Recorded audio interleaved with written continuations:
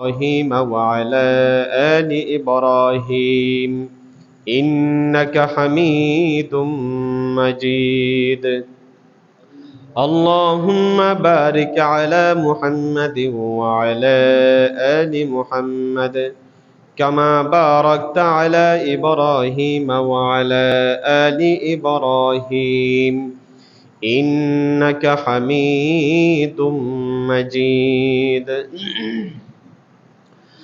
আলহামদুলিল্লাহ।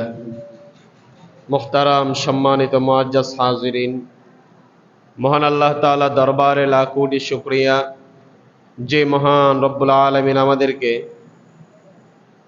রমজানুল মুবারকে জুমার নামাজ আদায়ের উদ্দেশ্যে মসজিদে আসার তৌফিক দান করেছেন। এই জন্য সেই মহান রব্বুল ইজ্জতের দরবারে শুকরিয়া আদায় করি, সকলেই বলি আলহামদুলিল্লাহ। রমজানুল মুবারকের মাগফিরাতের আজকে শেষ দিন। আজকে 20 রমজান পূর্ণ হতে চলেছে। রমজানুল মুবারককে আল্লাহ রাব্বুল আলামিন অত্যন্ত দামি করেছে।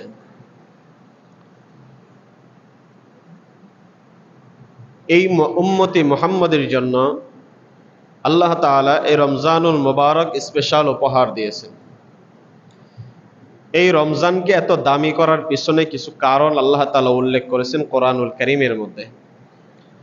রমজানুল মুবারক দামি হয়েছে, এর মধ্যে একটা উল্লেখযোগ্য কারণ হলো সূরাতুল বাকারার মধ্যে আল্লাহ তাআলা ইরশাদ ফরমান, শাহরু রমাদানাল্লাযী উনজিলা ফীহিল কুরআন, রমজান মাসে আমি কোরআনকে নাজিল করেছি। সুবহানাল্লাহ বলেন। রমজানুল মুবারকে আল্লাহ তাআলা এই কোরআনুল কারীমকে নাজিল করেছেন হুদাল লিন-নাস, মানুষদের হেদায়েতের জন্য। কোরআনুল কারীম মানুষকে সঠিক পথ দেখাবে, কোনটা ভালো পথ, কোনটা মন্দ পথ, কোনটা জান্নাতের পথ আর কোনটা জাহান্নামের পথ, কোনটা আল্লাহর পথ আর কোনটা শয়তানের পথ। এই পথ দেখানোর জন্য আল্লাহ তাআলা রমজানুল মুবারককে এই কোরআনুল কারীমকে তিনি নাজিল করেছেন। সূরা দুখানের মধ্যে তিনি বলেন, ইন্না আনজালনাহু ফি লাইলাতিম মুবারাকাহ, নিশ্চয় আমি ইহাকে মানে কোরআনুল কারীমকে নাজিল করেছি লাইলাতিম মুবারাকাহ, সেই রমজানুল মুবারকের একটা বরকতময় রাত্রিতে। তাহলে রমজানুল মুবারকের মধ্যে আল্লাহ তাআলা কোরআনুল কারীম নাজিল করলেন। এখন প্রশ্ন আসতে পারে, পুরা রমজানে কি কোরআন নাজিল হয়েছে নাকি কোনো একটা সময়ের মধ্যে? আল্লাহ তাআলা সে সূরা দুখানের মধ্যেই তার জবাব দিয়েছেন, ইন্না আনজালনাহু ফি লাইলাতিম মুবারাকাহ, বরকতময় রজনীতে তিনি এই কোরআনুল কারীম নাজিল করেছেন। এখন সেই বরকতময় রজনী কোনটা? সূরা কদর নাজিল করে আল্লাহ তাআলা সেই রাত্রি, নির্ধারিত রাত্রিটাকে তিনি জানাইয়া দিলেন, ইন্না আনজালনাহু ফি লাইলাতিল কদর, নিশ্চয় এই কোরআনুল কারীমকে আমি লাইলাতুল কদরে, এক মহামান্বিত রজনীতে আমি আল্লাহ তাআলা নাজিল করেছি। সুবহানাল্লাহ। প্রথমত আল্লাহ তাআলা বললেন রমজান মাসে নাজিল করেছি, রমজান মাসের একটা বরকতময় রাত্রিতে। সেই বরকতময় রাত্রি কোনটা? সেটা হলো লাইলাতুল কদর, এক মহামান্বিত রজনীতে আমি কোরআনকে নাজিল করেছি। আল্লাহ তাআলা সেই কোরআনকে নাজিল করার মাধ্যমে রমজানুল মাসটাকে তিনি দামি বানিয়ে দিলেন। এই কোরআনুল কারীম তিনি নাজিল করে যে রাত্রিতে নাজিল করলেন, সেই রাত্রিটাকেও তিনি দামি বানিয়ে দিলেন। যেই ব্যক্তির উপর নাজিল হয়েছে তিনি কোনো সাধারণ ব্যক্তি নয়, তিনি হলেন আমাদের নবী মুহাম্মদুর রাসূলুল্লাহ সাল্লাল্লাহু আলাইহি ওয়াসাল্লাম। তিনাকে আল্লাহ তাআলা সর্বশ্রেষ্ঠ এবং সকল মানুষের ঊর্ধ্বে তিনি তার মর্যাদা দান করলেন। এক কথায় বলা যায়, আল্লাহ তাআলার পরে সমস্ত মাখলুকাতের উপরে মুহাম্মদুর রাসূলুল্লাহ সাল্লাল্লাহু আলাইহি ওয়াসাল্লামের মর্যাদা আল্লাহ তাআলা নির্ধারণ করেছেন। কোরআনটাও হলো সবথেকে বড় একটা কিতাব, সমস্ত কিতাবের মধ্যে শ্রেষ্ঠ কিতাব। যিনার উপরে নাজিল করা হয়েছে তিনি হলেন সমস্ত নবী, সমস্ত মানুষের মধ্যে শ্রেষ্ঠ মানুষ, সমস্ত নবীদের মধ্যে তিনি শ্রেষ্ঠ। যে রাত্রিতে নাজিল করা হয়েছে এই রাত্রিটাও সমস্ত রাত্রি থেকে শ্রেষ্ঠ।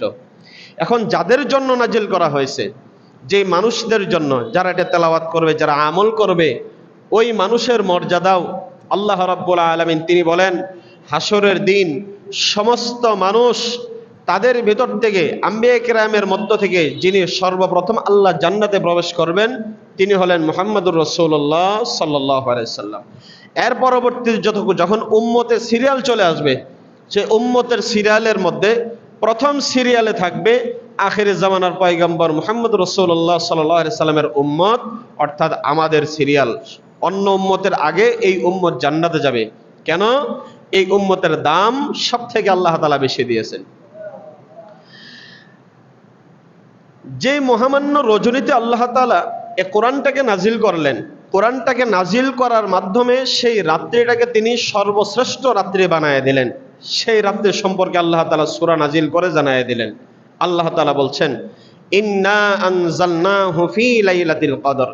এই কোরআনুল কারীমকে আমি লাইলাতুল কদরে, এক মহামান্বিত রজনীতে আমি আল্লাহ তাআলা নাজিল করেছি। আবার আল্লাহ তাআলা তিনি নিজেই বলছেন, নিজেই প্রশ্ন করতেছেন মুহাম্মদ রাসূলুল্লাহ সাল্লাল্লাহু আলাইহি ওয়াসাল্লামকে, তিনি বলেন ওয়ামা আদরাকা মা লাইলাতুল কদর, সেই মহামান্বিত রজনী সম্পর্কে আপনি কি জানেন? এটা কোন রাত্রি, এটার ফজিলত কি, ইত্যাদি প্রশ্ন তিনি তার নবী মুহাম্মদ রাসূলুল্লাহ সাল্লাল্লাহু আলাইহি সাল্লামকে করলেন। এর জবাবে আল্লাহ রাব্বুল আলামিন পরবর্তী আয়াতে তিনি নিজে আবার বলেন লাইলাতুল কদরি খায়রুম মিন আলফি শাহর। লাইলাতুল কদর মহামান্বিত রজনীটা হচ্ছে খায়রুম মিন আলফি শাহর, হাজার মাস থেকেও যার শ্রেষ্ঠতম মর্যাদা দান করা হয়েছে, যার মর্যাদা অন্য সাধারণ কোন রাত্রি বা দেশের বা অন্য কোন বছরের মতো নয়, যা হাজার মাস থেকেও যার মর্যাদা হলো শ্রেষ্ঠ। মুফাসসিরিনে কিরাম এর ব্যাখ্যা করেন আল্লাহ রাব্বুল আলামিন এর মর্যাদা তিনি কমপক্ষে কতটুকুন দিয়েছেন। 1000 মাস যদি তার হিসাব করা হয় তার সংখ্যা গিয়ে দাঁড়াবে 83 বছর 4 মাস। কত বছর? 83 বছর 4 মাস। 1000 মাস যদি হিসাব করা হয় 83 বছর 4 মাস হবে সর্বনিম্ন হিসাব। আল্লাহ রাব্বুল আলামিন তিনি বলেন খায়রুম মিন আলফি শাহর, হাজার মাস থেকে শ্রেষ্ঠতম যার মর্যাদা দেওয়া হয়েছে, সর্বনিম্ন হিসাব যদি হয় 83 বছর 4 মাস।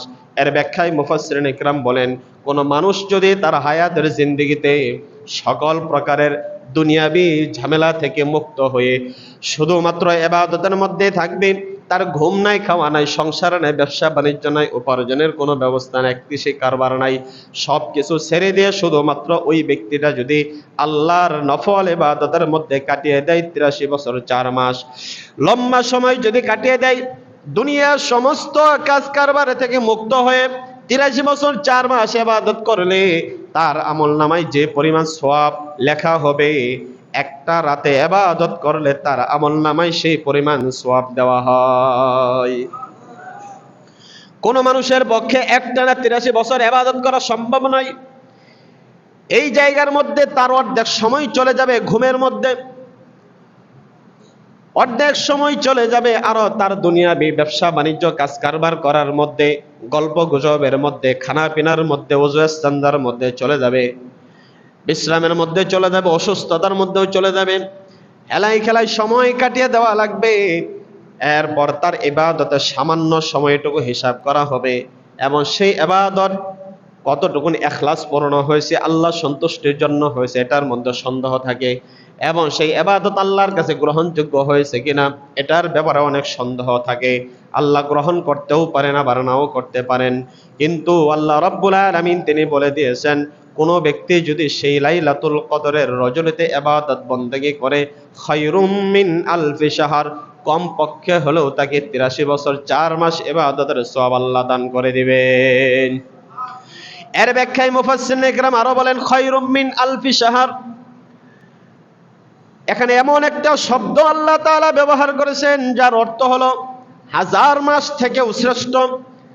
তার আধিক্য আরো কি পরিমাণ হতে পারে সেটা একমাত্র আল্লাহ তাআলা তিনি ভালো জানেন, তার কম তো হতেই পারে না। খায়রুম মিন আলফি শাহর, হাজার মাস থেকেও শ্রেষ্ঠ, থেকেও মানে তার থেকে আরো কত বেশি হতে পারে এটা আল্লাহ পাক তিনি ভালো জানেন। বান্দা হিসাব করে বাহির করতে পারবে না। সেই রাতে কি হয়, আল্লাহ রাব্বুল আলামিন হযরত জিবরিল আমিন ফেরেশতার মাধ্যমে একটা রহমতের ফেরেশতার দল তিনি দুনিয়ার মধ্যে তিনি পাঠিয়ে দেন। আল্লাহ তাআলা বলেন, তানাজ্জালুল মালাইকাতু ওয়ার রূহু ফিহা বিইذনি রাব্বিহিম। তানাজ্জালুল মালাইকাতু ওয়ার রূহ, জিবরিল আমিনের মাধ্যমে একটা রহমতের বিরাট ফেরেশতার দল দুনিয়াতে পাঠিয়ে দেন। দুনিয়ার আসমানে তারা আগমন করে, আর তারা দুনিয়ার আসমানে আগমন করার পর সেখান থেকে যখন সূর্যাস্ত হয়ে যায়, যখন সূর্য ডুবে যায়, ইফতার সময় হয়ে যায়, তখন থেকে রাত্রি শুরু হয়ে যায়, তখন থেকে নিয়ে ফেরেশতার দলগুলি তারা দুনিয়ার মধ্যে আগমন করে। তাফসীরের কিতাবের মধ্যে আসছে, জিবরিল আমিন বিশাল ফেরেশতাদের রহমতের ফেরেশতাদের দল নিয়ে সরাসরি বাইতুল্লাহে আগমন করে। কোন জায়গায়? বাইতুল্লাহ, মক্কাতুল মুকাররমা বাইতুল্লাহ আগমন করার পর এই ফেরেশতাদের নেতৃত্বে থাকে, দায়িত্বে থাকে জিবরিল আমিন ফেরেশতা। তিনি শত শত হাজার হাজার লক্ষ ফেরেশতাদেরকে দায়িত্ব বন্টন করে দেন, যাও তোমরা পৃথিবীর আনাচে কানাচে ছড়িয়ে পড়ো, মুহূর্তের মধ্যেই আল্লাহর কোন বান্দা ইবাদত বন্দেগীর মধ্যে লিপ্ত রয়েছে, আল্লাহর কোন বান্দা নামাজের মধ্যে দাঁড়িয়ে আছে, আল্লাহর কোন বান্দা জিকিরে আছে, আল্লাহর কোন বান্দা আল্লাহ তাআলার শানে তেলাওয়াতরত অবস্থায় আছে, বসে ইবাদতে আছে, দাঁড়িয়ে ইবাদতে আছে, সিজদায় আছে, রুকুতে আছে, দোয়াতে আছে, তাসবিহ তাহলিল আছে, যে যেখানে আছে প্রত্যেকটা ইবাদতকারী আবেদ বান্দার ইবাদতের সাথে তোমরা সম্পৃক্ত হয়ে যাও। যে দাঁড়িয়ে আছে তার সাথে গিয়ে তোমরা দাঁড়িয়ে যাও, যে বসে ইবাদত করতেছে তার সাথে তোমরা বসে যাও, যে ব্যক্তি দোয়া করতেছে তার দোয়ার সাথে শামিল হয়ে যাও, যে ব্যক্তি জিকির করতেছে তার জিকিরের সাথে শামিল হয়ে যাও। এরপর তোমরা ওই সমস্ত ব্যক্তিদের জন্য আল্লাহর কাছে মাগফিরাতের দোয়া কামনা করো। ফিহা বিইذনি রাব্বিহিম, আল্লাহ তাআলা বলেন তাদের রবের অনুমতি ক্রমে সমস্ত ফেরেশতাগুলি দুনিয়ার মধ্যে ছড়ায়া পড়ে, বান্দাদের ইবাদত বন্দেগীর মধ্যে তারা শামিল হয়ে যায়। আর আল্লাহ তাআলার কাছে তারা প্রত্যেক বিষয়ের সাথে বলতে থাকে, মিন কুল্লি আমরিন সালাম, বান্দাদের জন্য সালাম, শান্তির জন্য তারা কামনা করতে থাকে, আল্লাহর কাছে শান্তি কামনা করে, মাগফিরাত কামনা করে, এইভাবে চলতেই থাকে সারা রাত। কোন পর্যন্ত চলে? আল্লাহ তাআলা তিনি বলেন, হিয়া হাত্তা মাতলাইল ফজর, যতক্ষণ পর্যন্ত ফজর না আসে, ফজর আসার আগ পর্যন্ত ফেরেশতারা বান্দাদের সাথেই থাকে। যে ইবাদতের সাথে ফেরেশতাদের সম্পৃক্ততা পাওয়া যাবে, যে সমস্ত বান্দাদের পক্ষে আল্লাহর কাছে ইবাদত কবুল হওয়ার জন্য সুপারিশ পাওয়া যাবে, হাদিস শরীফের মধ্যে আসছে বিশ্বনবী মুহাম্মদ রাসূলুল্লাহ সাল্লাল্লাহু আলাইহি ওয়াসাল্লাম তিনি বলেন, ওই সমস্ত বান্দাদের ইবাদত 100% আল্লাহ তাআলার কাছে কবুল হয়ে যায়। কারণ সার্টিফাইড করেছেন কারা? ফেরেশতারা। ফজর আসার আগ পর্যন্ত ফেরেশতারা থাকে, এরপর আবার সমস্ত ফেরেশতাদেরকে নিয়ে জিবরিল আমিন তিনি একত্রিত হয়ে যান। আবার সমস্ত ফেরেশতাদের এই দায়িত্বগুলি পালন করার পর জিবরিল আমিন ফেরেশতা যখন ফজর আজান হয়ে যায়, সাহারির সময় শেষ হয়ে যায়, ওই সময় দুনিয়া থেকে জিবরিল আমিনের বিশাল রহমতের ফেরেশতাগুলি আল্লাহর দরবারে পৌঁছে যায়। আল্লাহর দরবারে পৌঁছার পর বান্দাদের সমস্ত সারা রাতের আমল নামাগুলি আল্লাহর কাছে পেশ করা হয়। যত মানুষ ওই রাতে ইবাদত করবে, সমস্ত ইবাদতগুলি আল্লাহ তাআলা কবুল আর মঞ্জুর করে নেন। এই ইবাদত শুধুমাত্র একটা নয়, একবার সুবহানাল্লাহ যদি ওই রাতে কেউ পড়ে, ওই ব্যক্তির আমলনামায় 83 বছর 4 মাস একটানা সুবহানাল্লাহ পড়লে যত বেশি নেকি হবে, একবার সুবহানাল্লাহ পড়লে ওই ব্যক্তির আমলনামায় সেই পরিমাণ সওয়াব হয়ে যায়। একটা তেলাওয়াত করলে যে পরিমাণ সওয়াব হবে, এই পরিমাণ সওয়াবকে বৃদ্ধি করা হবে 83 বছর 4 মাসের সমপরিমাণ। একটা নামাজ আদায় করলে আপনি 2 রাকাত নফল নামাজ আদায় করেছেন, ওই নফল নামাজটাকে 83 বছর 4 মাস যদি একটানা আদায় করা হয়, যত পরিমাণ হবে এই পরিমাণ সেখানে তাকে বৃদ্ধি করে দেওয়া হবে। অর্থাৎ তার সেই রাতের প্রত্যেকটা ইবাদত, প্রত্যেকটা আমল আল্লাহ রাব্বুল আলামিন তিনি এইটাকে বৃদ্ধি করবেন 83 বছর 4 মাস, কমপক্ষে এর বেশি আরো কত হতে পারে আল্লাহ তাআলা তিনি ভালো জানেন। এই রাতের ইবাদত করার জন্য আল্লাহ পাক আমাদের তৌফিক দান করে, বলেন আমিন। নিয়ত আছে সবার? এখন প্রশ্ন আসতে পারে, এই রাত কোনটা? কোরআনুল কারীমের মধ্যে আল্লাহ রাব্বুল আলামিন তিনি রাতের ফজিলত বর্ণনা করেছেন। এই রাতটা রমজানুল মুবারকের মধ্যে, এটার মধ্যে কোনো সন্দেহ নাই। ওই রাতটা রমজানুল মুবারকে, এটার মধ্যে কোনো সন্দেহ নাই। ওই রাতটা আবার কোন রাতের কি ফজিলত হবে এটার বর্ণনা দেওয়া হয়েছে, কিন্তু রাত কোনটা হবে নির্ধারিত করে আল্লাহ তাআলা কোরআনুল কারীমের মধ্যে বলে দেন নাই। এটার একটা ঘটনা আছে। আল্লাহর হাবিব বিশ্বনবী মুহাম্মদ রাসূলুল্লাহ সাল্লাল্লাহু আলাইহি ওয়াসাল্লামকে আল্লাহ তাআলা তিনি জানিয়ে দিলেন এই রাত হলো কোন রাত, রমজানে কোন রাত্রে হবে। নবীজিকে জানিয়ে দিলেন। বিশ্বনবী সাল্লাল্লাহু আলাইহি ওয়াসাল্লাম রাতের নির্ধারিত তারিখটা জানার পর তিনি ঘর থেকে বাহির হয়েছেন। সাহাবায়ে কিরামকে তিনি জানিয়ে দেবেন, মানুষদেরকে তিনি জানাবেন। জানার জন্য যেই মাত্র তিনি ঘর থেকে বাহির হয়ে রাস্তা ধরেছেন, পথের মধ্যে আসার পরে দেখে দুইটা লোক ঝগড়া করতেছে, তুমুল ঝগড়া চলতেছে। নবীজি রাস্তা দিয়ে হেঁটে যাবেন আর মানুষজন ঝগড়া করবে, আর নবীজি কিছুই বলবেন না, তা তো হতেই পারে না, কারণ তিনি হলেন রাহমাতুল লিল আলামিন। মানুষের ঝগড়া বিবাদ তিনার মিটায় দেওয়া হলো তিনার কাজ। দুইটা লোকের তিনি আপোষ মীমাংসা করতে গিয়ে, ঝগড়া মিটাইতে গিয়ে তিনি সেই তারিখটা আল্লাহর দরবারে তিনি ভুলে যান। এখনো প্রশ্ন আসতে পারে, আল্লাহ রাসূল সাল্লাল্লাহু আলাইহি ওয়াসাল্লাম দুই ব্যক্তির ঝগড়া মিটাইতে গিয়ে তিনি তারিখ ভুলে গেলেন, এটা কি করে সম্ভব? নবীজি কোনো কিছু ভুলে যাবেন, এটা তো অসম্ভব কারবার। কারণ পুরা কোরআনুল কারীম আল্লাহ রাসূলের কাছে যখন নাজিল হতো, নবী করিম সাল্লাল্লাহু আলাইহি সাল্লাম জিবরাইলের কাছ থেকে শোনার পর তিনি এটা মুখস্থ করার জন্য তিনি তাড়াহুড়া করতেন, যাতে তিনি ভুলে না যান। আল্লাহ তাআলা সূরা কিয়ামার মধ্যে আয়াত নাজিল করে তিনি জানায় দিলেন, লা তুহাররিক বিহি লিসানাকা লিতা'জালা বিহি। নবীজি, আপনি কোরআনটাকে মুখস্থ করার জন্য আপনার জবানকে আপনি এত কষ্ট দিয়েন না, এটা আপনার মুখে মুখে এত বলার দরকার নাই। ইন্না আলাইনা জামাআহু ওয়া কুরআনা, আপনি মনোযোগ সহকারে শুনেন জিবরিল যা বলতেছে, আর এই কোরআনটাকে আপনার সিনার মধ্যে জমা করে দেব আমি আল্লাহ তাআলা।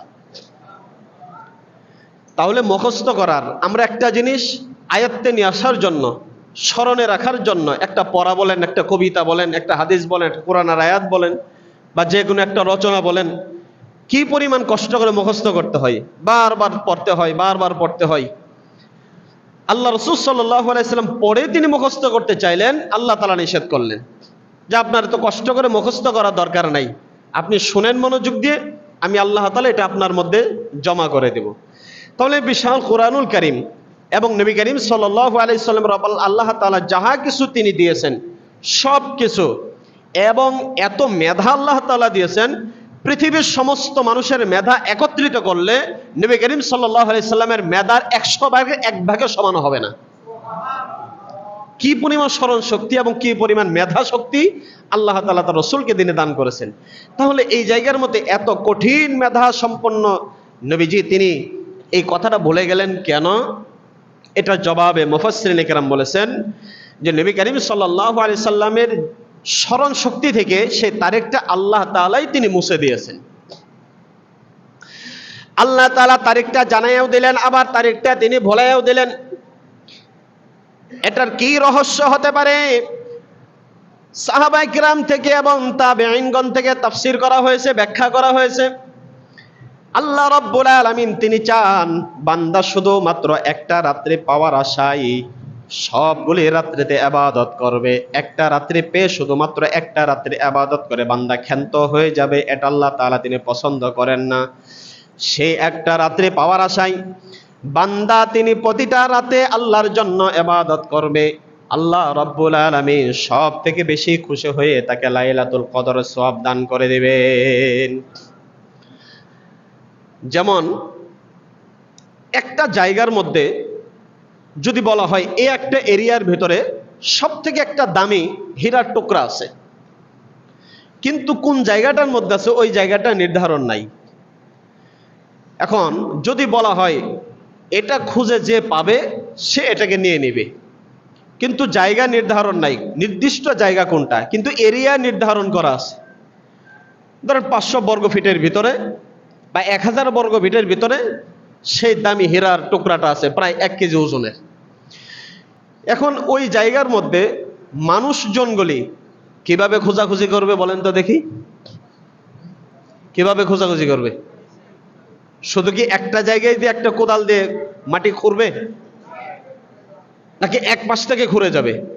কি বলবে যে আমরা এক পাশ থেকে মাটি খুঁড়ে যাই, যাইতে যেতে যেখানে আছে সেখান থেকে আমরা এটা নিয়ে নিব।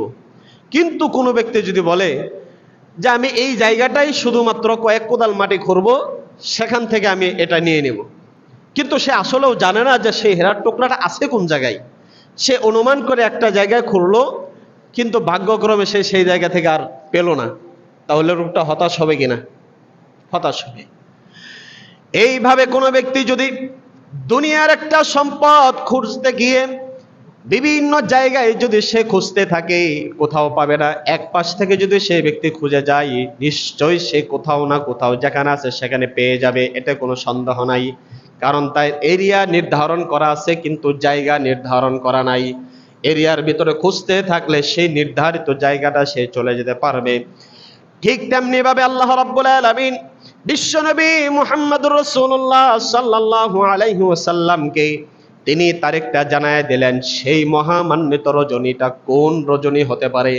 আবার তিনি যেখান থেকে ভুলাইয়া দিলেন, সে জানানোর মানে হলো তিনি এরিয়া নির্ধারণ করে দিলেন রমজানুল মুবারকের মধ্যে আছে।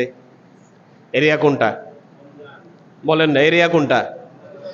এরিয়া নির্ধারণ করে দিলেন ওটা রমজানের মধ্যে আছে, জানায় দিলেন কোন জায়গায় আছে, আবার যেখান থেকে মুছে দিলেন, যাতে করে সেই একটা নির্ধারিত জায়গার মধ্যে সে যেন খুঁজেই ক্ষান্ত না হয়ে যায়।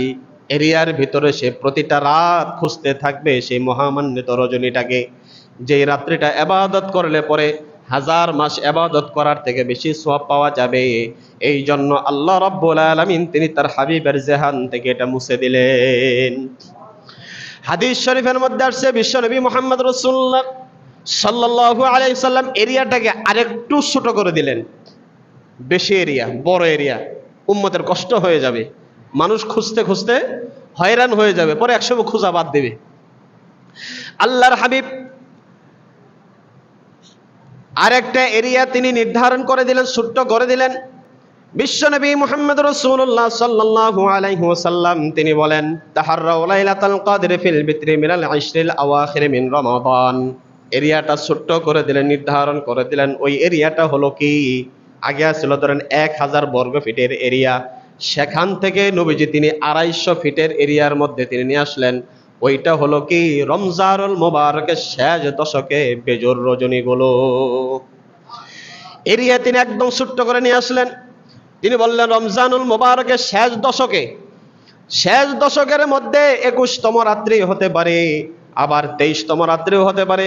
মোট কথা বেজর রজনী যেগুলো আছে এইগুলোর মধ্যে যে কোনো একটা নির্ধারিত হবে। তোমরা ওই বেজর রজনীতে গুলো যদি ইবাদত বন্দেগী করতে থাকো, সেই দামি জিনিসটা তোমরা অবশ্যই পেয়ে যাবে, ওই দামি জিনিস পেয়ে যাবে। ওই দামি জিনিসটা যে ব্যক্তি পাবে তার জন্য ফায়দা কি হবে? শুধুমাত্র 83 বছর 4 মাস ইবাদত করার সওয়াব শুধু আখিরাতের জন্য পেয়ে যাবে তা নয়, তার জন্য দুনিয়াতেও বরাদ্দ আছে। এই দুনিয়ার বরাদ্দটা সেই ব্যক্তি পেয়ে যাবে। আল্লাহ রাব্বুল আলামিন তিনি সূরা দুখানের মধ্যে দুনিয়ার বরাদ্দটা তার জন্য নির্ধারণ করে দিয়েছেন। ইন্না আনজালনাহু ফি লাইলাতিন মুবারাকাহ ফি মুবারাকাতিন ইন্না কুন্না মুনজিরিন ফিহা ইফরাকু কুল্লু আমরিন হাকিম। সেই মহামান্য রজনী যেটা তার মাঝে চলে আসছে লাইলাতুল কদর, ওই রাত্রের মধ্যে তার জীবনে সব কিছু আল্লাহ রাব্বুল আলামিন নির্ধারণ করে দেন। তার সব কিছু ওই রাত্রে নির্ধারণ করে। ফিহা ইফরাকু কুল্লু আমরিন হাকিম। এর ব্যাখ্যায় মুফাসসিরিন কিরাম বলেন, ওই ব্যক্তিটা কতকাল জীবিত থাকবে, আগামী লাইলাতুল কদর আসার আগ পর্যন্ত কতজন মানুষের হায়াতের জিন্দেগি শেষ, মৃত্যুবরণ করবে, এইটা আল্লাহ রাব্বুল আলামিন কুদরতি ইলম থেকে তিনি এটা প্রকাশ করেন। সুবহানাল্লাহ। লৌহে মাহফুজের মধ্যে আল্লাহ রাব্বুল আলামিন ওই ব্যক্তির মৃত্যুর তালিকাটা তিনি সংযুক্ত করে দেন। আগামী লাইলাতুল কদর আসার আগ পর্যন্ত কতগুলি মানুষের হায়াতের জিন্দেগি শেষ হয়ে যাবে, দুনিয়ার কতগুলি মাখলুকের মৃত্যু হয়ে যাবে, লৌহে মাহফুজের মধ্যে সংরক্ষিত ফলকের মধ্যে তিনি ওইটা লিপিবদ্ধ করে দেন। আগামী লাইলাতুল কদর আসার আগ পর্যন্ত কত মানুষ পৃথিবীতে জন্মগ্রহণ করবে, কোন আদম সন্তান দুনিয়াতে পদার্পণ করবে, তার হায়াত কত কাল হবে, এইটা আল্লাহ রাব্বুল আলামিন ওই জায়গার মধ্যে তিনি নির্ধারণ করে দেন। এরপরে কতগুলি মানুষ কি পরিমাণ রিজিক সে গ্রহণ করবে, কার রিজিক কতটুক পরিমাণ হবে, কোন দেশে কোন পরিমাণ তার রিজিক আছে, কোন এলাকার মধ্যে কোন ফসলের মধ্যে ওই ব্যক্তির রিজিক আছে, সব কিছু তার জন্য নির্ধারণ করে দেওয়া হয়।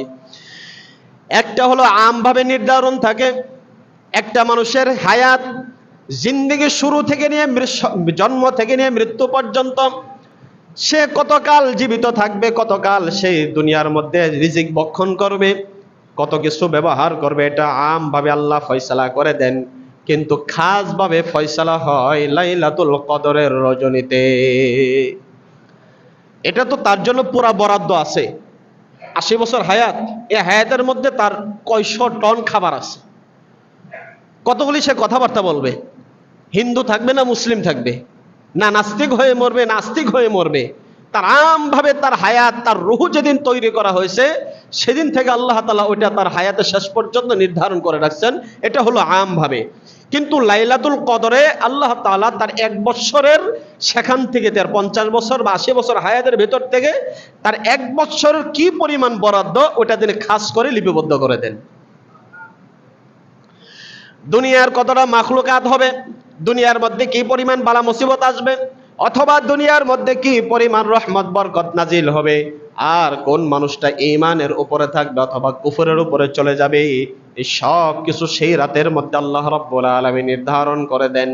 এখন যে মানুষগুলি আল্লাহর কাছ থেকে চাইতেই থাকবে, আল্লাহর কাছে বলতেই থাকবে রব্বুল আলামিন আমি আমার জীবনে সুস্থতা চাই, আল্লাহ রাব্বুল আলামিন ওই ব্যক্তিকে সুস্থতা দান করবেন। অন্য হাদিসের মধ্যে আসছে আল্লাহ রাব্বুল আলামিন এই রাতের মধ্যে তিনি প্রথম আসমানে চলে আসে সূর্যাস্তের পরপরই।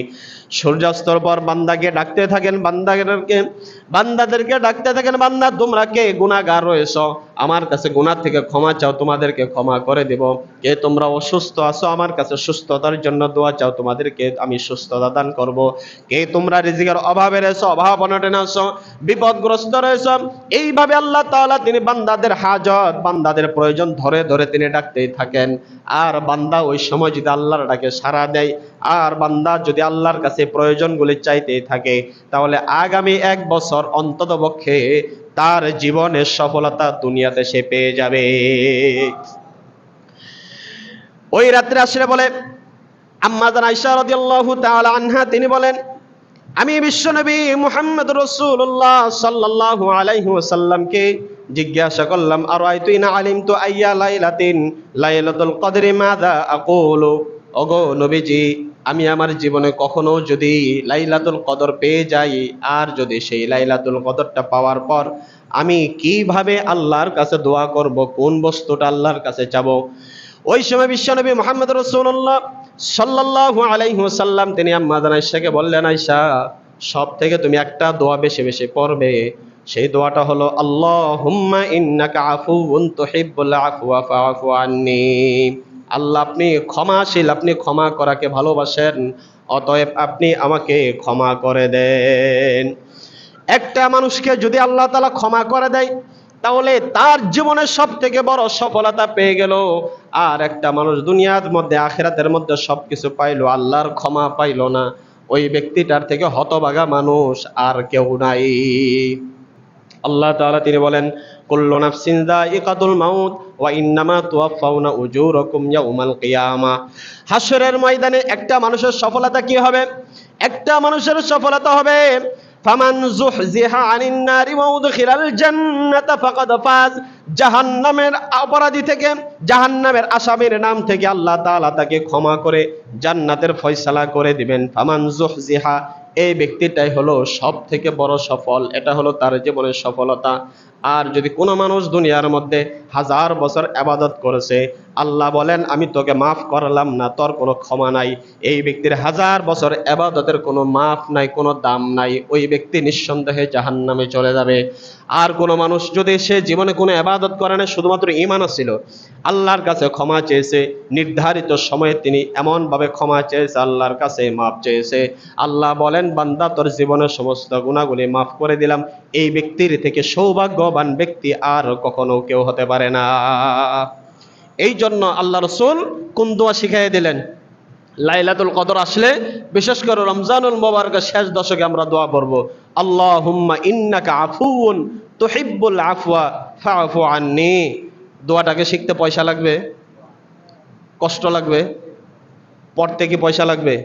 বিল দিতে হবে কাউকে? তাহলে মন থেকে, দিল থেকে প্রত্যেক নামাজের শেষে, বিশেষ করে বেজুর রজনীগুলোতে আমরা একটু বাড়তি ইবাদত করে যদি এই দোয়াটা আল্লাহর কাছে বেশি বেশি করে পড়ি, তাহলে কি আমরা আল্লাহ তাআলার নৈকট্য লাভ করতে পারবো না? কে কতটুকু পারবো? যার দিলে ইখলাস যতটুকু বেশি থাকবে, আল্লাহর দরবারে যার দিলটা বেশি মিনতি থাকবে, বেশি কাকুতি মিনতি করবে, চোখের পানি যার বেশি পড়বে, সেই বেশি আল্লাহর কাছ থেকে নিতে পারবে। রমজানুল মুবারক আল্লাহ তাআলা এই মাসে শুধু কিন্তু বান্দাকে দেওয়ার শুধুমাত্র দিয়ে দেন, শুধু দেন। খাজানা সব খোলা, সমস্ত খাজানাগুলি আল্লাহ তাআলা তিনি খুলে দিয়েছেন। রহমতের খাজানা খোলা, বরকতের খাজানার দরজা খোলা, মাগফিরাতের খাজানা খোলা, নাজাতের খাজানার দরজা খোলা, সব দরজা খুলে দিয়েছেন। আর সমস্ত জাহান্নামের দরজাকে তিনি বন্ধ করে দিয়েছেন। জাহান্নামের দরজা বন্ধ করে দিয়েছেন, জান্নাতের দরজা খুলে দিয়েছেন। রহমতের দরজা তিনি আমভাবে খুলে দিয়েছেন, মাগফিরাতের দরজাও খুলে দিয়েছেন। আজকে মাগফিরাতের দিন শেষ হয়ে গেল, সন্ধ্যা থেকে নাজাতের দিন শেষ হয়ে যায়, শুরু হয়ে যাবে। নাজাত অর্থ হলো যে সমস্ত ঈমানদার মানুষগুলি ঈমান নিয়ে দুনিয়া থেকে বিদায় হয়েছে, কিন্তু বিভিন্ন অপরাধের কারণে, গুনাহের কারণে তার কবরের মধ্যে শাস্তি হইতেছে। একের পর এক শাস্তি হচ্ছে, কবরের আযাবগুলি তার হইতেছে। জাহান্নামের দিকে তার দরজাগুলি খুলে দেওয়া হয়েছে, কবরের দিকে তার জাহান্নামের দরজা খুলে দেওয়া হয়েছে। এই জাহান্নামের ভয়ঙ্কর শাস্তিগুলি তার কবরের দিকে আসতেছে আলমে বারজাখের মধ্যে। আল্লাহ তাআলা তিনি বলেন এই সমস্ত মানুষদেরকে রমজানুল মুবারকের শেষ দশকে আমি আল্লাহ তাআলা মাফ করে দেই। নাজাতের দিন আমরা কি করি? এটার জন্য নবী করিম সাল্লাল্লাহু আলাইহি সাল্লাম আরো নির্ধারিত সময়ের কথা তিনি বলেছেন। এদেরকে মাফ করা হয় কোন সময়? ইফতারের সময়। আমরা ইফতারের সময় তো খাবার নিয়ে ব্যস্ত থাকি, গল্প গুজবে ব্যস্ত থাকি, বিভিন্ন আড্ডায় ব্যস্ত থাকি, শুধুমাত্র সেদিকে। কিন্তু ওই সময়টা যে এত গুরুত্বপূর্ণ, আল্লাহ তাআলা বলেন মাত্র কয়েক মিনিট আছে, ফেরেশতাদেরকে বলে দেখো ফেরেশতারা, আমার বান্দাগুলি এত সুস্বাদু খাবার সামনে থাকার পরেও খাইতেছে না। তার চোখের সামনে, তার হাতের সামনে, ইচ্ছা করলে সে খেতে পারে, কেন খায় না? আমার ভয় তার অন্তরের মধ্যে আছে, আমার ভয়, আমার সম্মান, আমার আজমত, আমার হুকুম তার কাছে অনেক বড়। এই খাবারটা তার কাছে মুখ্য কোনো বিষয় নয়, বড় বিষয় নয়। এই বান্দা এখন সে যা দোয়া করবে, যা কিছু চাবে, আমি সব তাকে দান করব। আল্লাহ তাআলার রহমতের দরজা খুলে রাখছেন, আমরা নিতে পারতেছি না। মাগফিরাতের দরজা তিনি খুলে রাখছেন, আমরা মাফ করায় নিতে পারতেছি না, কারণ আমরা ওই দিকে যাই না, আমরা যাইতেছি আরেক রাস্তায়। আল্লাহ তাআলার নাজাতের দরজা তিনি খুলে দিয়েছেন, যে আজকে তিনি নির্বাহী আদেশ তিনি জারি করেছেন, আজকের দিনে যারা যত মানুষ ক্ষমা চাবে সবার আবেদন মঞ্জুর, ক্ষমা করা হবে। কি কন? আজকে আমাদের দেশের রাষ্ট্রপতি যদি একটা নির্বাহী আদেশ জারি করেন যে আজকে একটা দিন 12 ঘন্টা সময় দেওয়া হলো, জেলখানার মধ্যে যত আসামি আছে, যত আসামি আজকে মুক্তির জন্য আমার কাছে দরখাস্ত করবে, সমস্ত দরখাস্ত মঞ্জুর করা হবে। যাদের আত্মীয় স্বজন বাহিরে আছে কেউ থাকবে? কি কন? গণভবনে লাইন ধরবে কি ধরবে না? কার আগে কে গিয়ে দরখাস্ত জমা দিতে পারে, কার আবেদন আগে যাবে, সে আগে ঘর থেকে, জেলখানা থেকে বাহির হয়ে আসবে। দুনিয়ার 5 বছর, 10 বছর, 20 বছর যাবজ্জীবন কারাদণ্ড, ফাঁসির আসামি এখান থেকে যদি বাহির হয়ে আসতে পারে, সারা জীবন 500 বছর হায়াত পায় দুনিয়া থেকে বেঁচে থাকবে, জেলখানা থেকে বাইরে হওয়ার পর এটার কোনো গ্যারান্টি নাই, আসতেও সে মারা যেতে পারে। কথা কোন ঠিক কিনা? শুধুমাত্র একটা নির্ধারিত জায়গা থেকে সে খোলা জায়গায় আসবে, একটা বন্দি জায়গা থেকে ওপেন জায়গায় ব্যক্তিরা চলে আসবে। এর জন্য শুধুমাত্র 12 ঘন্টা সময়ের মধ্যে তার জীবন বাজি রেখে রাষ্ট্রপতির কাছে যদি আবেদন সেই ব্যক্তি করতে চায়, তাহলে যেখানে আল্লাহ তাআলা বলেছেন তোমার সারা জীবনের গুনাহগুলি আল্লাহ তাআলা মাফ করে দিবেন, জাহান্নাম চিরতরের জন্য তোমাকে মাফ করে দেওয়া হবে, সারা জীবন সুখে থাকার জন্য তোমাকে জান্নাত দেওয়া হবে, আমরা সেই দিকে দরখাস্ত কেউ করতে চাই না। তাহলে আমরা কি বোকা? জ্ঞানী তো হলো সেই ব্যক্তি, যে ব্যক্তি তার জীবনের গুনাহগুলি মাফ করায় নিতে পারে, সেই ব্যক্তি হলো একমাত্র জ্ঞানী। আর যেই ব্যক্তি নিজের জীবনের গুনাহগুলি মাফ করায় নিতে পারে না, ওই ব্যক্তি বাহ্যিক দৃষ্টিতে জ্ঞানী হলেও ওই ব্যক্তিটা হলো বড় মূর্খ, ওই ব্যক্তি হলো জ্ঞানহীন মানুষ। আল্লাহ তাআলা তিনি বলেছেন, আল্লাহর হাবিব বিশ্বনবী মুহাম্মদ রাসূলুল্লাহ সাল্লাল্লাহু আলাইহি ওয়াসাল্লাম তিনি বলে দিয়েছেন, আল্লাহুম্মা ইন্নাকা আফুউন তুহিব্বুল আফওয়া ফাফু আন্নি।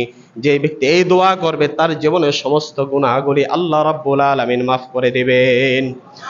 তোমাদের যত মা বাবা আত্মীয় স্বজন কবরবাসী হয়ে গেছে, ইমানদার ছিল, গুনাহের কারণে শাস্তি হইতেছে, তাদের প্রত্যেকের জন্য মাগফিরাতের দিনে, নাজাতের দিনে দোয়া করো, আল্লাহ তাআলা যেন অসংখ্য অসংখ্য অগণিত সেই জাহান্নামীদের ভিতরে যেন আমার আত্মীয় স্বজনগুলোকেও তিনি মাফ করে দেয়।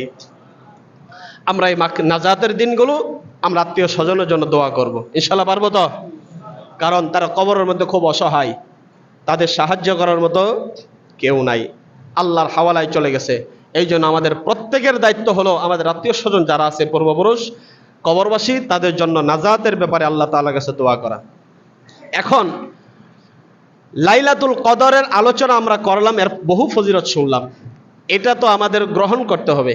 এখন গ্রহণ করার জন্য নবী করিম সাল্লাল্লাহু আলাইহি ওয়াসাল্লাম একটা সিস্টেম, একটা পদ্ধতি শিখিয়ে দিয়েছেন, যে ওই পদ্ধতি যদি কোনো ব্যক্তি অবলম্বন করে তাহলে 100% সে লাইলাতুল কদর পেয়ে যাবে। এখন আশা কার কার আছে দেখি, দুই হাত তুলি দেখি, কার কার আশা আছে? লাইলাতুল কদর পাওয়ার আশা সবার আছে? হাত নামান।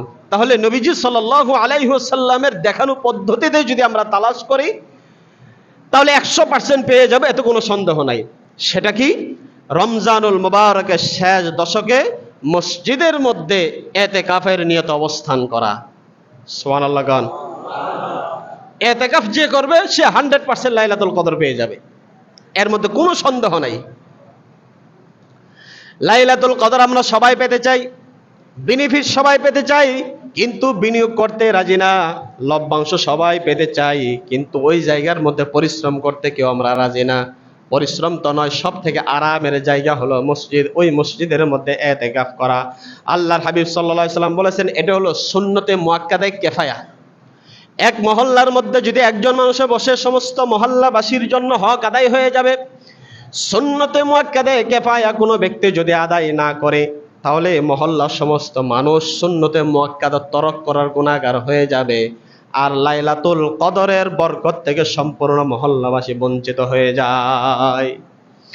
যেই মহল্লা থেকে একজন মানুষ ইতিকাফে থাকে, ওই মহল্লার উপরে যদি আল্লাহর পক্ষ থেকে কোনো আযাবের ফয়সালা হয়, মুসিবতের ফয়সালা হয়ে যায়, তাহলে সেই ইতিকাফকারী ব্যক্তির উসিলায় আল্লাহ তাআলা সেই আযাবকে তিনি দূরে হটায়া দেন।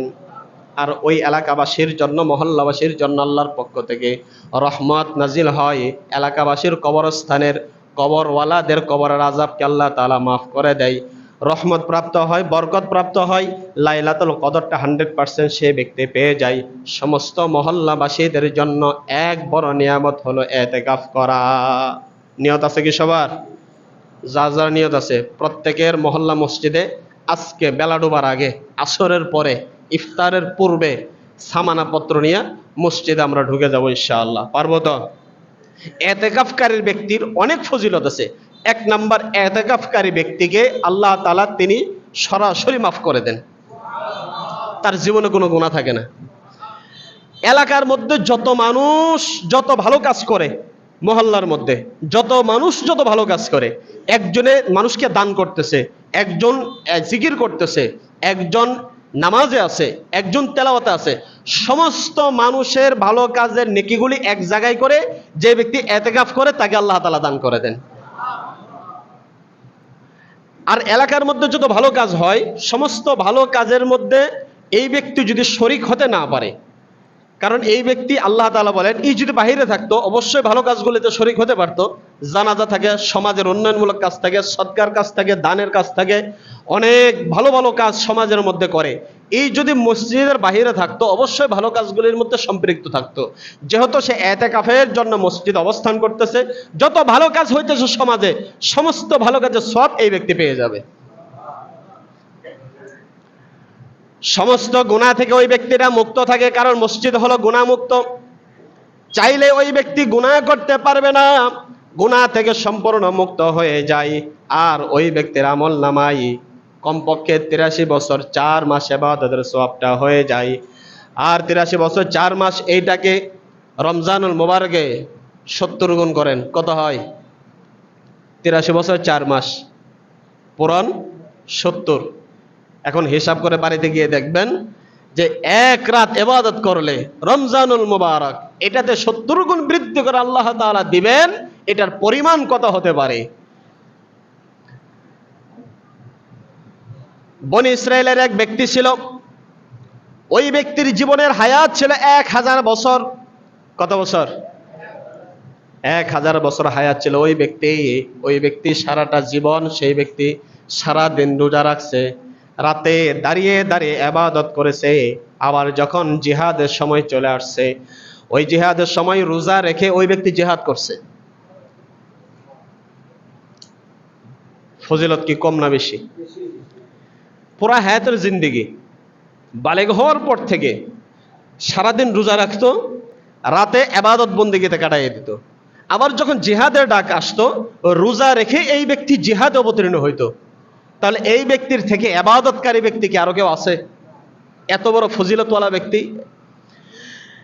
এই ব্যক্তির ঘটনা আল্লাহর হাবিব বিশ্বনবী মুহাম্মদ রাসূলুল্লাহ সাল্লাল্লাহু আলাইহি ওয়াসাল্লাম সাহাবায়ে কেরামের মাঝে তিনি যখন বয়ান করতেছিলেন, সাহাবায়ে কেরাম বললেন, ও নবীজি, তাহলে আমরা তো হায়াত পাবো মাত্র কয়েক বছর, ওদের 1000 বছরের তুলনায় 70-80 বছর আমাদের কোনো হায়াত নাই, এটা কিছুই না, খাইতে পড়তে এটা এমনিতে চলে যাবে, তাহলে আমরা তো জান্নাতে যাব অনেক দেরিতে, অনেক পরে হয়ে যাবে। আল্লাহ রাসূল সাল্লাল্লাহু আলাইহি সাল্লাম তিনি বললেন, তোমরা চিন্তা করো না, তোমাদেরকে আল্লাহ রাব্বুল আলামিন এমন একটা রাত্রি দান করবেন যেই রাতে ইবাদত করলে ওই বনী ইসরাইলের বুজুর্গ ব্যক্তি থেকে বেশি সওয়াব পাওয়া যাবে। এক রাতের ইবাদত করলে ওই বনী ইসরাইল ব্যক্তির সারা জীবনের ইবাদত থেকে বেশি সওয়াব পাওয়া যাবে তোমার এক রাতের ইবাদত। তাহলে আখিরি জামানার পয়গম্বর মুহাম্মদুর রাসূলুল্লাহ সাল্লাল্লাহু আলাইহি ওয়াসাল্লামের উম্মত হিসেবে আমাদের সময় কম, কিন্তু ইনকাম খুব বেশি। অল্প হায়াতের মধ্যেই, অল্প সময়ের মধ্যেই বেশি ইনকাম, এর থেকে লাভজনক ব্যবসা এই পৃথিবীতে আর নাই। সুবহানাল্লাহ কোন। তাহলে ইতিকাফ করা কি নিয়ত আছে? এই রাত্রিটা পাওয়ার জন্য আমরা ইতিকাফ করব। আমরা যে মহল্লার যেখানে আছি, এক মহল্লার লোক অন্য মহল্লায় গিয়ে ইতিকাফ করতে পারবে, এত কোনো সমস্যা নাই, কিন্তু আগে সেই মহল্লার লোক সেখানে অবস্থান করতে হবে। এই জন্য আল্লাহ তাআলা আমাদের সকলকেই এই বিষয়গুলোর উপর আমল করার তৌফিক দান করে বলে আমিন। ওয়া আখির দাওয়ানা আলহামদুলিল্লাহি রাব্বিল আলামিন। যারা